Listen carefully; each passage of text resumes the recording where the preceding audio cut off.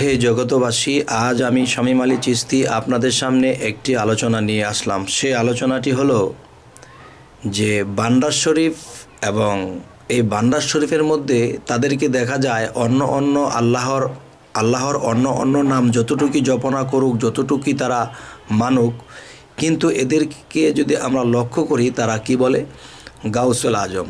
গাউসুল আজম নামের ধ্বনি দিচ্ছে, গাউসুল আজম নাম বলে তারা চিৎকার করে বলছে। তাহলে এই গাউসুল আজম বিষয়টা কি? হে জগতবাসী, যে অনেক মোল্লা মুন্সি, অনেক মাওলানা, তারা কিন্তু গাউসুল আজম নামটা জপে না।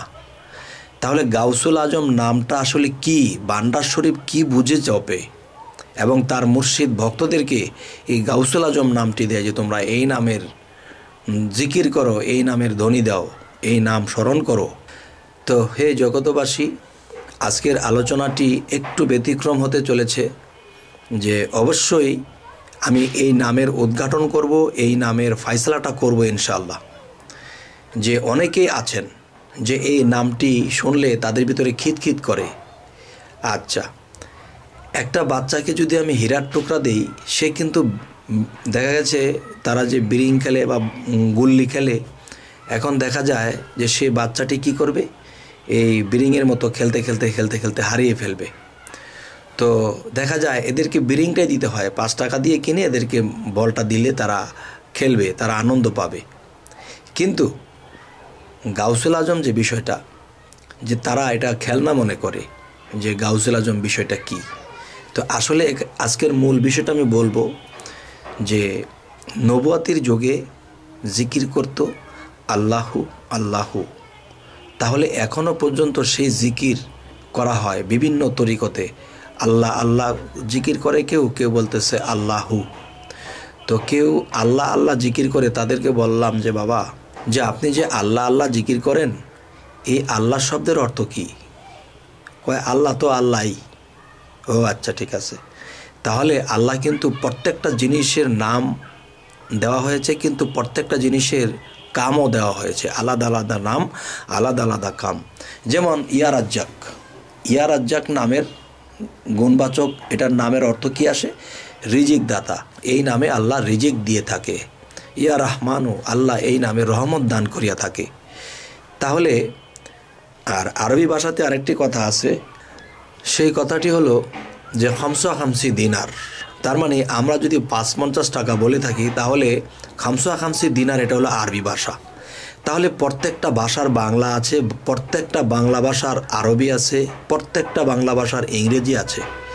আচ্ছা, তাহলে আজকের যে কথাটি বলতে চাবো, যে গাউসুল আজম নামটি যদি কেউ শোনে, সে খিতখিত করে ওঠে। সে মৌলবি মুন্সি, অজু করছে, নামাজ পড়ছে, জামাত ছাড়া নামাজ পড়ে না, বা নামাজে সবসময় উদাসীন থাকে, কিন্তু তাদেরকে যদি ভালো কিছু প্রশ্ন করা হয়, তারা এড়িয়ে যায়। না বাবা, অত কিছু জানা দরকার নেই, অত কিছু বোঝা দরকার নেই, নামাজ পড়ো, রোজা করব। তাহলে এটা হলো মূর্খ লোকের কথা। আমি যদি নামাজ পড়ি, নামাজটা আমাকে বুঝে নিতে হবে। যদি অজু করি, তো অজুটাও বুঝে করতে হবে। অজু কয় প্রকার? একটা আত্মার অজু, একটা দেহের অজু। নামাজ একটা মারেফতের দেশের নামাজ, একটা শরীয়তের নামাজ। এখন যদি বলা হয় যে অত কিছু বুঝি না বাবা, তাহলে এই লোকগুলো আসলে বোঝে, এগুলো গোমন্ত শয়তান। গোমন্ত শয়তান কীরকম? যে ঘুমিয়ে ঘুমিয়ে জেগে থাকে। এমন কিছু লোক আছে, বুঝতে চায় না। আর যদি বুঝতে চায়, তো অবশ্যই সে একদিন আউলিয়া হইতো, কিন্তু সে এড়িয়ে চলে। যাই হোক, আজকের যে বিষয়টি আমি বলতে চাই, সেটি হলো বান্দার শরীফ কেন গাউসুল আজম নাম জপে। এই গাউসুল আজম নামটা এমন কি, এই গাউসুল আজম নামটা তো আল্লাহর ৯৯ নামের মধ্যেও নাই। তাহলে যেই নামটি ৯৯ নামের মধ্যেও নাই, তাহলে এই নামটা যে তারা জপতেছে, এই নামটি তারা নিয়মিত ডাকতেছে, তাহলে এই বিষয়টা কি? গাউসুল আজম বিষয়টা কি? গাউসুল আজম কাকে বলে? এবং এই গাউসুল আজম নাম যদি ৯৯ নামের মধ্যে না থাকে, তাহলে এই বাড়তি নামটা পাইল কোথায়? হে জগতবাসী, আমি এখনও বলি যে কোনো ব্যক্তির ভিতরে যদি এই নামটা নিয়ে কোনো প্যাঁচ লাগে, এই নামটা নিয়ে যদি কারো ভিতরে দ্বিধাদ্বন্দ্ব লাগে, একেবারে আল্লাহর কসম দিয়ে বলছি, আল্লাহর দোহাই দিয়ে বলছি, এই নামটি যারা জপনা করে এবং এই নামের শিক্ষা তারা যেখান থেকে পেয়েছে সেখানে যাবেন, গিয়ে জিজ্ঞাসা করবেন, বাবারে গাউসুল আজম নামটা তো সেই 99 নামের মধ্যে নেই। তাহলে এই গাউসুল আজম নামটা আপনারা কোথায় পেলেন? এটা কোত্থেকে পেলেন? আর এটা জপলে কি হয়? এই নামের শব্দের অর্থ কি? জিজ্ঞাসা করার পরে যদি কোনো পীর সাহেব যদি এটা জবাব দিতে না পারে, তখনই বুঝবেন যে হ্যাঁ, আমি পেঁচ ধরেছি, ঠিক আছে, এটা মানা যাবে না। একজন পীর সাহেব জবাব দিতে পারলো না, আর যদি জবাব দিয়ে দিতে পারে তাহলে আপনার শিখা হলো। হে জগতবাসী, আরও একটি কথা এর মধ্যে লুকিয়ে আছে, তা বলা দরকার। সেটি হলো যে বড় পীর আব্দুল কাদের জিলানী রহমতুল্লাহ আলাই, তিনি কত বড় শক্তি নিয়ে পৃথিবীতে এসেছে, আল্লাহ তাকে কত বড় শক্তি দান করেছেন। যেমন মায়ের গর্ভ থেকে তিনি তার মাকে রক্ষা করেছে। আপনারা কি জানেন যে তার মাকে, যে তার মায়ের গর্ভে থেকে তার মাকে রক্ষা করেছে? তা এটা কিভাবে? সেটা হলো যে সেই শক্তিটা হলো গাউসুল আজম নামের গুণে, গাউসুল আজম নামের শক্তিতে। গাউসুল আজম নামের প্রচার দিয়ে গেলেন। এবং এই গাউসুল আজম শব্দের অর্থ কি? এই গাউসুল আজম নামের শব্দের অর্থ হলো মহা সাহায্যকারী কিংবা শ্রেষ্ঠ সাহায্যকারী। হে জগতবাসী, মহা সাহায্যকারী কে?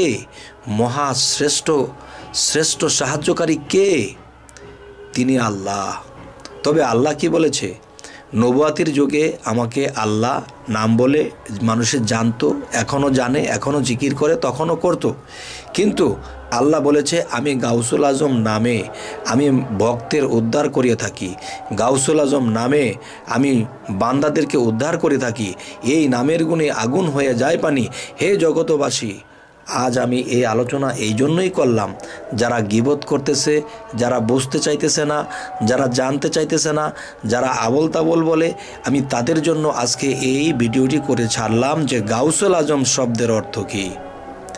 যে গাউসুল আজম শব্দের অর্থ যদি কেউ বোঝে, তাহলে সে কখনোই আর এরকম বলবে না। এই গাউসুল আজম নামের গুণে আল্লাহ অনেক কিছু করে থাকে। এই গাউসুল আজম নামের গুণে আল্লাহ মানুষকে তরাইয়া নেবে।